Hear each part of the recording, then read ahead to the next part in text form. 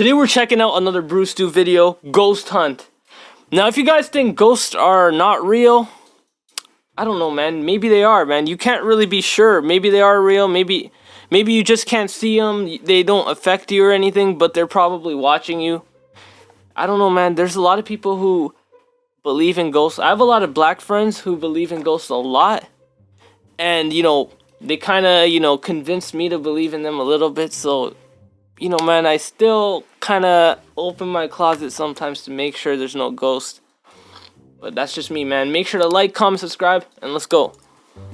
All right, so like 8 years ago, I got the chance to go on a professional ghost hunt. Now you might be thinking, professional ghost hunt? What kind of Scooby-Doo crap are you talking about? Well, I thought the same thing when my friend Brewer came up to me at work one day and was like, hey, want to go on an overnight ghost hunt at a rundown state prison? That's stupid, bro. An overnight ghost hunt at a rundown state prison? What are you, on mescaline? What are you talking about? Well, long story short, Brewer just happened to know some people that were a part of a professional ghost hunting team.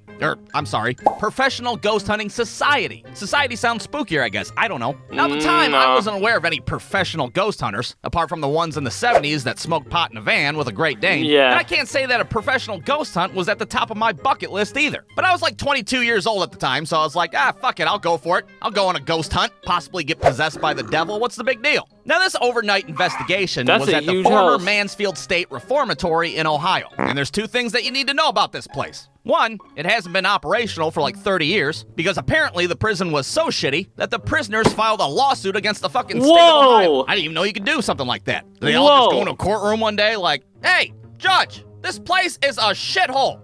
Well, yeah, it is a prison. Yeah, but it's like, god damn, you know? Well, it's hard to argue with that, I guess. Sustained, overruled, shut the place down. Damn. And two, the Mansfield State Reformatory just so happened to be the filming location for the movie The Shawshank Redemption. And you bet your ass they have a museum there, and they offer tours of all the filming locations. So when we got there that night, that was the first thing that we did. To hell with any goddamn ghost investigation. We got to fucking see the bench where Morgan Freeman sat at and ate a tuna fish sandwich. We got to see the line that everybody stands at the beginning. The Brooks was here, so was Red. Morgan Freeman, that movie Lean on Me, that's a good movie. Hey, bro, check this out. Get busy living or get busy dying. Now that's pretty good. Check this one out. I have to remind myself that some birds aren't meant to be caged.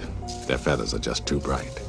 Dude, your fucking Morgan Freeman impression sucks. That sounds just like him. Needless to say, it was worth the trip just for the tour. But let's not forget what this cartoon's about, after all. A fucking professional ghost hunt. So after the tour, we meet up with this professional ghost hunting team, their society. And at first, I didn't know what to expect. I mean, what's a professional ghost hunter supposed to look like, after all? I was picturing like a dude in a cloak with like a Fu Manchu mustache and like fucking cloudy eyeballs. I don't know. But instead of that, it was just a bunch of normal dudes wearing polos. Hi, my name's Bill, and I do heating and air conditioning for a living. But in my spare time, I investigate the fucking dead. Now, I have to say that these guys seem pretty legit with all their paranormal equipment that they had. We're talking electromagnetic field detectors, thermometers that could find cold spots so you could walk through dead people. And do they actually work? The shit they had was a little questionable, but, well, what the hell do I know? Yeah, this here's my Spirit Blaster 9000. I use it for personal protection against demonic forces. That looks like a pump-action shotgun. Oh, I'm sorry, are you the fucking professional here?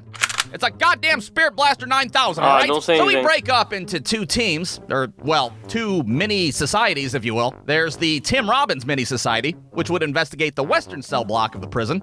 And then there's the Morgan Freeman Mini Society, consisting of me, Brewer, and Captain HVAC himself. And we were in charge of the eastern cell block. Now, we had two basic goals for this investigation. One, study any paranormal activity that we discovered in the prison. And two, don't get possessed by the fucking devil. All right, maybe the second one was just my own personal goal. Ever since I seen The fucking Exorcist when I was 8 years old, being possessed by the devil has just been like a top 5 fear of mine, all right? Like as a kid, you always do that shit. It was gonna happen at a fucking overnight paranormal investigation at a rundown reformatory. So with that in mind, we start Scooby-Dooing it in the eastern cell block. And I have to say that investigating a derelict prison is a pretty unsettling experience, to say the least. I mean, it's darker than a carload of assholes in there. We're armed with nothing but a goddamn flashlight. Here's some actual footage that I recorded. And as you can see, those prisoners did have a point. The place was indeed a shithole after all. Here you can see an area that clearly says "stay out," which, well, we promptly ignored. I would stay out, man. I wouldn't be here. be here. Terrifying place. Looks like a ghost town. Well, it's a room full of shitters, apparently. Just a bunch of potties bunched together in the dark, which I have to say is pretty unsettling if you ask me. But the most unsettling part of the investigation was when Captain HVAC had us turn off our flashlights, sit in the complete darkness, and I don't know, become one with the state reformatory. And it was right about this point this is where like I some wondered cult. what the fuck I was doing with my life. I mean, here I am in the dark, in the middle of an abandoned state prison, completely vulnerable. We're practically asking to get possessed by the devil at this point. There could be a fucking demon in pissing distance of us, and we'd have no idea. Any second, I'm gonna look over at Brewer, and he's gonna be like, I am the devil. meanwhile, Captain HVAC is over there totally engulfed in all his paranormal toys. All right, guys, I'm gonna use my Spirit Detector 9000 and see what's out there. Nokia. Is that a fucking Nokia phone taped to a badminton racket? Shut the hell up, I think I'm getting something. Bro, what the I fuck? fucking knew it. All right, everybody, follow me. What is so this at this setup? point, we enter into a room that I assumed was the prison showers. And my first thought was, oh, great, the prison showers. This place surely won't be haunted as hell. Nothing bad ever happens in the prison showers, after all. And just when I think that, we It's gonna heard turn a on the noise water. from the other side of the room. And by we, I mean 2 out of the 3 of us heard it. Holy smokes, did you guys hear that? Yeah, I fucking heard that. Hey, you guys want to get Taco Bell when we're done here? You God dumbass, damn it, shut get the your head in fuck the up. game. I think that noise came from that vent over there on the wall. So we go over to the other side of the room where this big-ass vent is, and the fucking Nokia phone just starts going ballistic. It's a prank. Holy hot It's dogs a prank. on a stick. Boys, there might be something demonic in this vent. Are you sure? It just looks like a normal vent to me. No. If there's You guys one thing open that it I up know. and crawl inside.